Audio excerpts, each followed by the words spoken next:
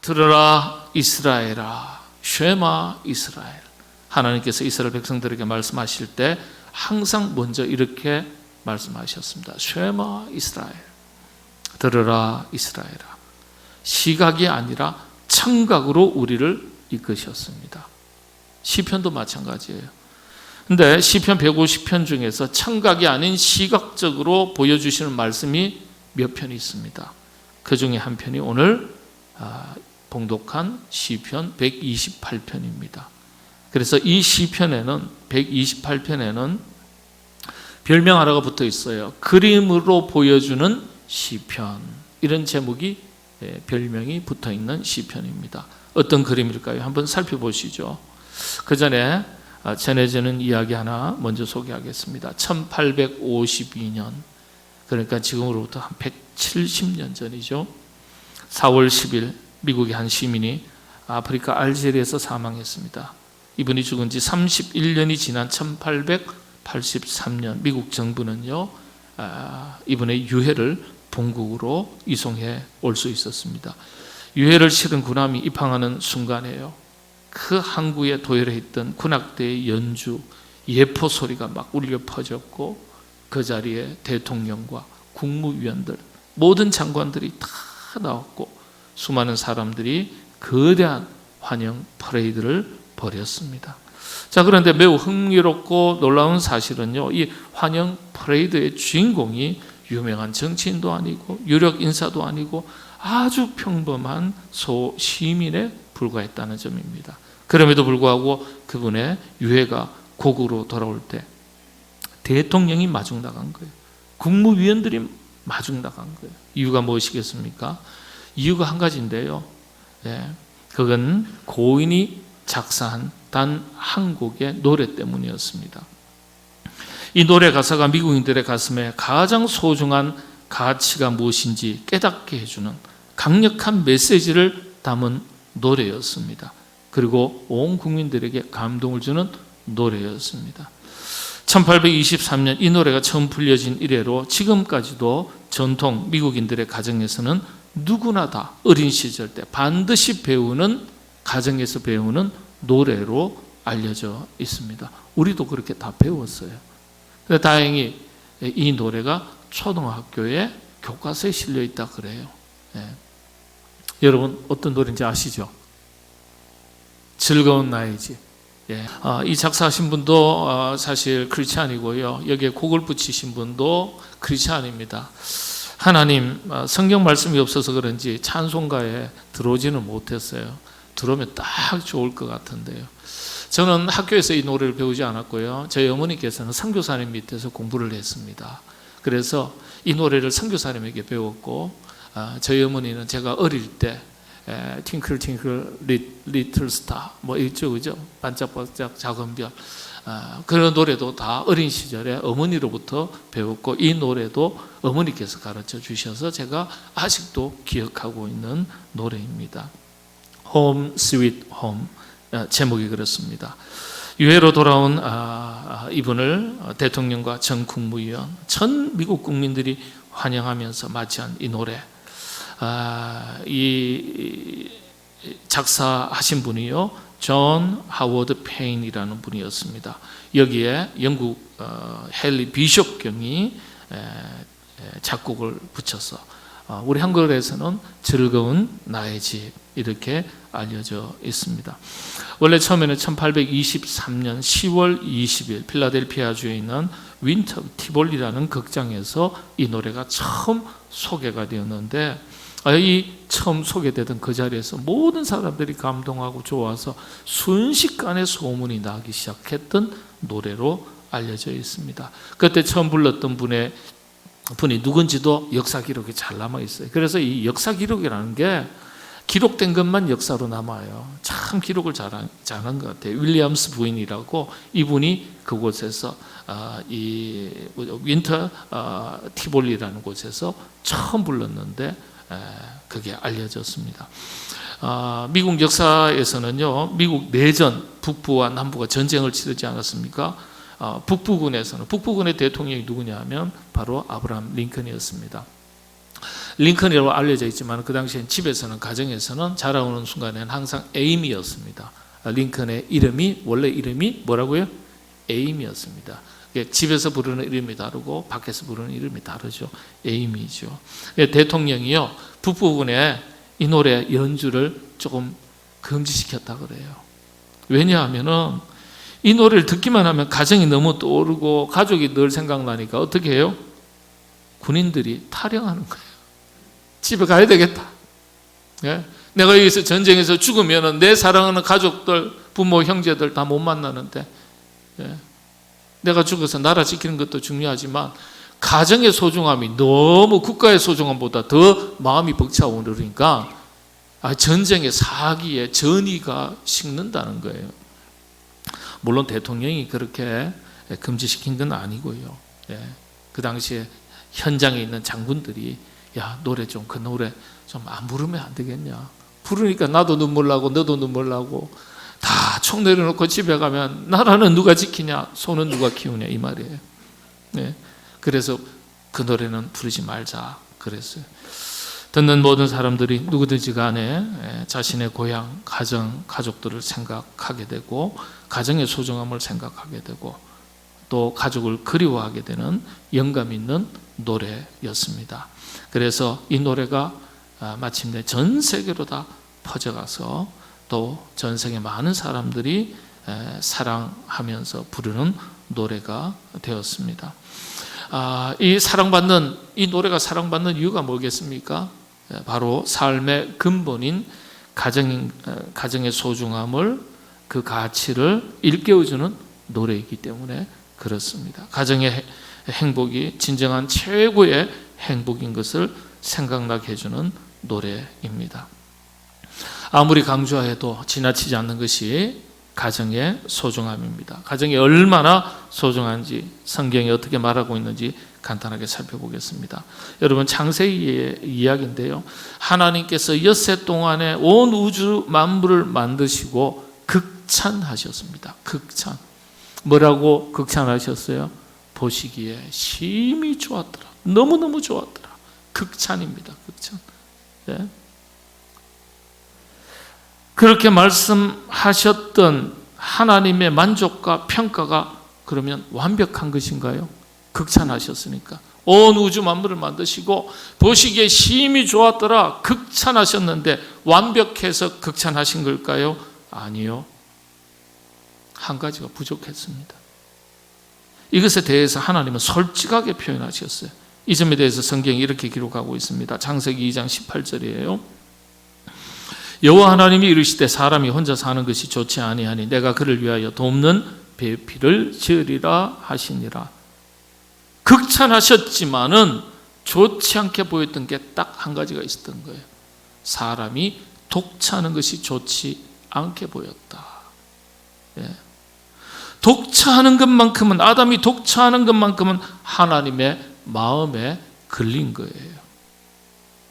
그래서 하와를 만드셨습니다. 단순히 파트너 한 사람을 만들어 주신 게 아니에요. 돕는 배필로서만 만드신 게 아니에요. 여러분, 하와를 만드셨다는 것이 어떤 걸 의미하는 겁니까? 여성 한 사람의 이상의 의미를 내포하는 겁니다.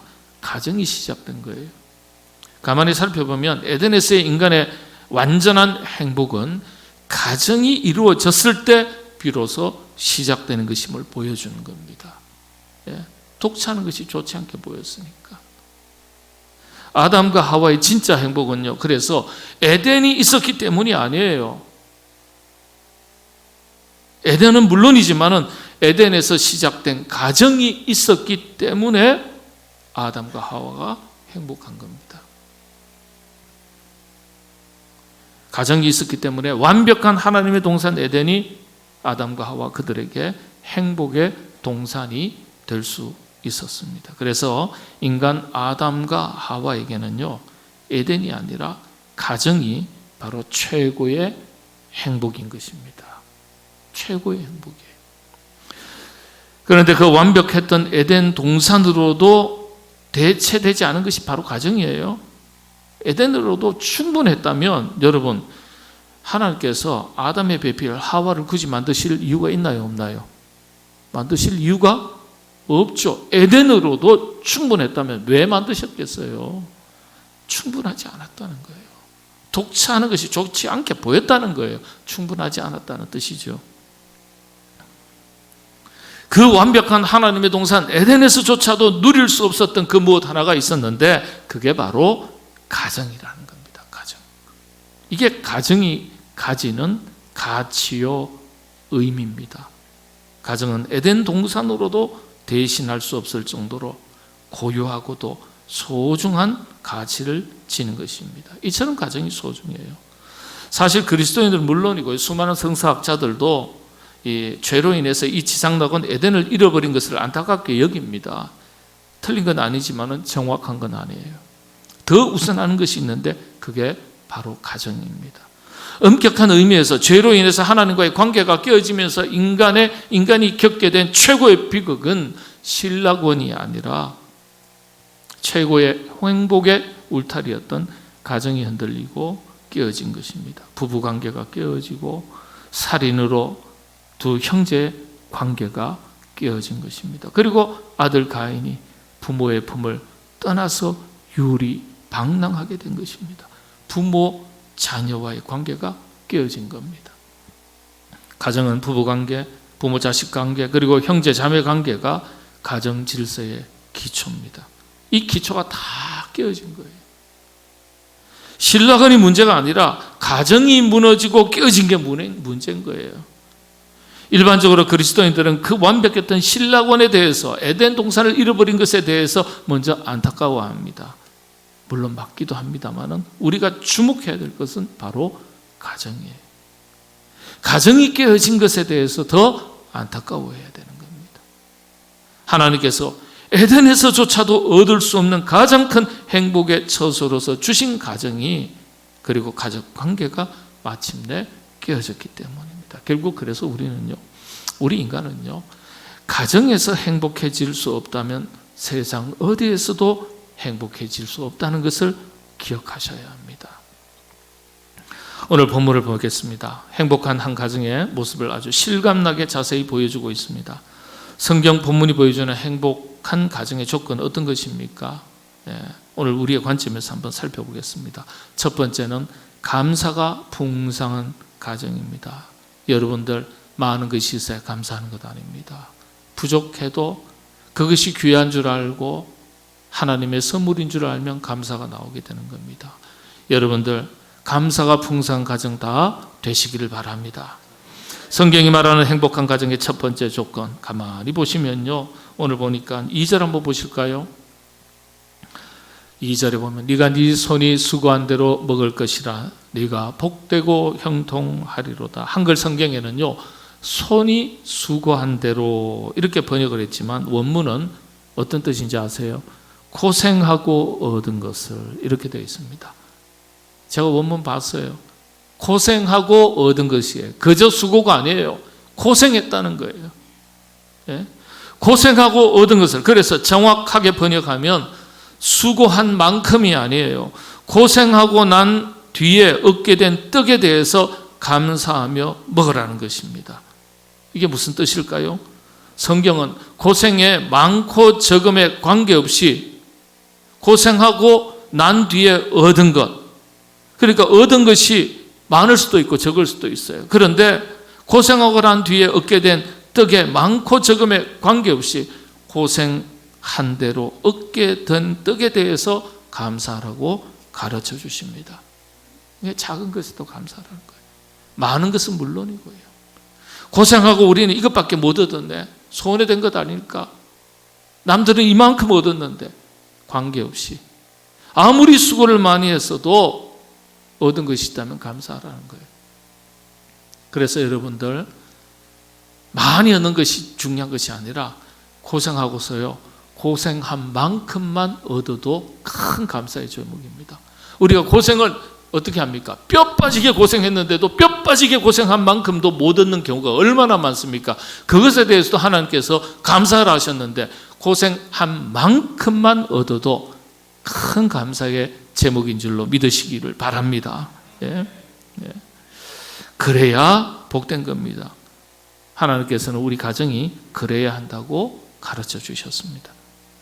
오늘 우리는 불평과 불만이 가득한 시대를 살아가고 있습니다. 조금만 내 뜻대로 내 생각대로 되지 않으면 표정이 달라지고 언어가 달라지고 목소리가 달라집니다. 만족을 모르니까 감사가 없습니다. 이런 시대를 살아가고 있습니다.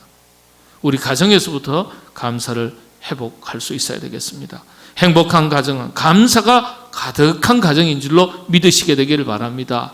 많은 것이 행복한 가정인 것이 아니라 많고 적음에 관계없이 감사가 가득한 가정이 행복한 가정입니다. 서로 원망과 불평 없이 감사하셔야 됩니다. 그래서 가정에서 가장 먼저 실천해야 될 일이 감사하는 법입니다. 감사하는 법. 여러분 그렇게 하시게 되기를 바랍니다. 두 번째, 온 가족이 함께하는 가정.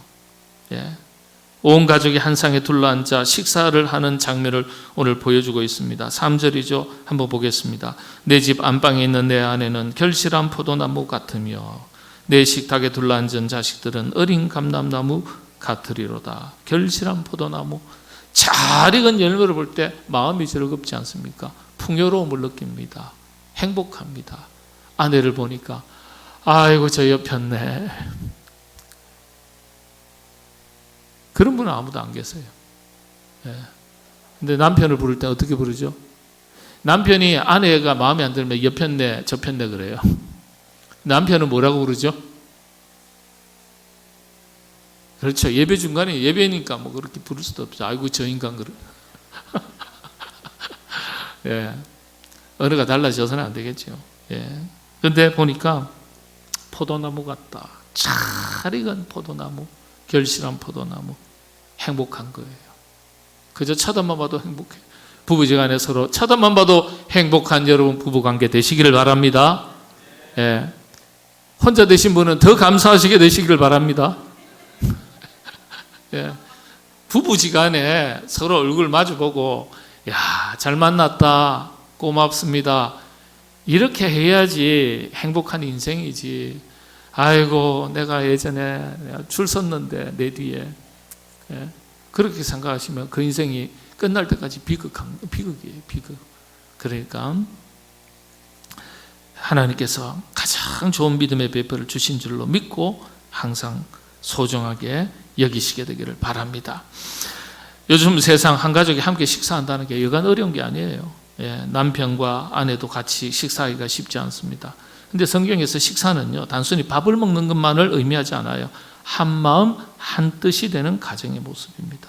그리고 행복한 대화를 주고받는 모습을 그림으로 볼 수 있습니다. 마음을 나누고 사랑을 나누고 확인하는 자리가 바로 대화의 자리입니다. 대화가 사라지는 곳에서 우리는 지옥을 경험하게 됩니다. 에덴 동산에서 하나님과 아담과 하와가 죄를 범한 뒤에 숨었다고 했습니다. 뭐라고? 아담아 네가 어디 있느냐 그랬더니 아담과 하와가 뭐라고 대답한지 아세요? 두려워 숨었나이다. 숨는 자리, 피하는 자리가 바로 대화가 끊어진 자리입니다.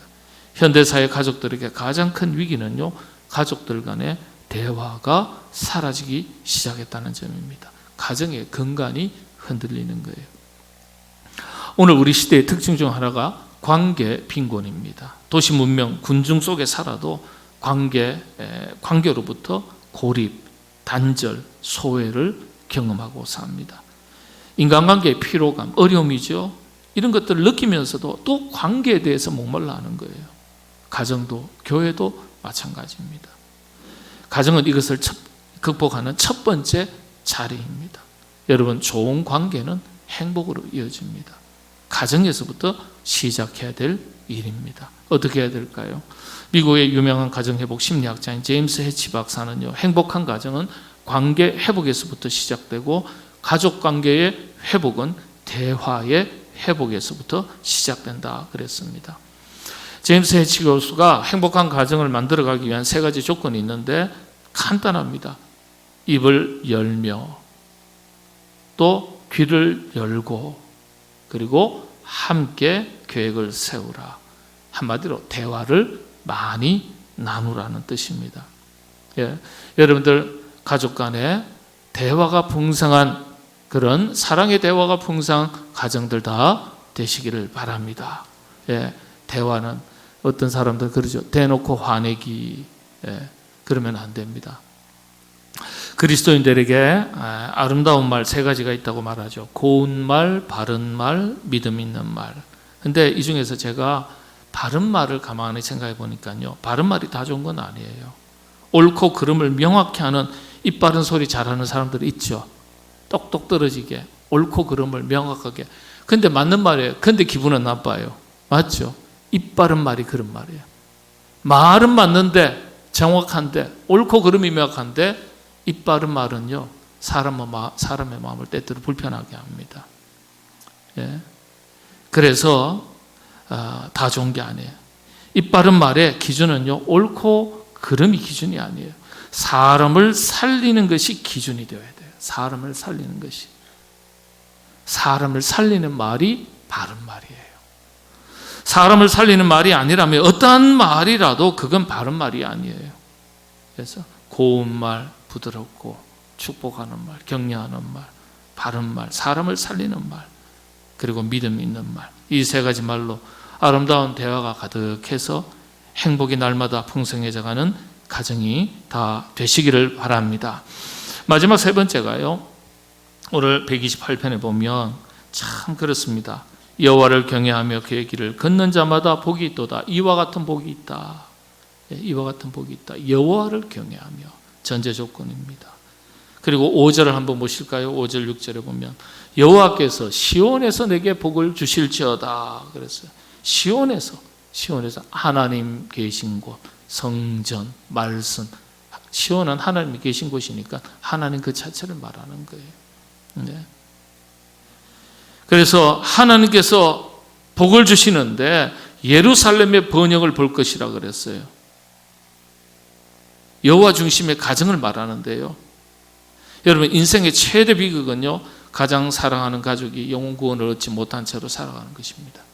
하나님께서 보실 때 가장 비극적인 가정은요, 가족들이 서로 다른 배를 타고 항해하는 것입니다.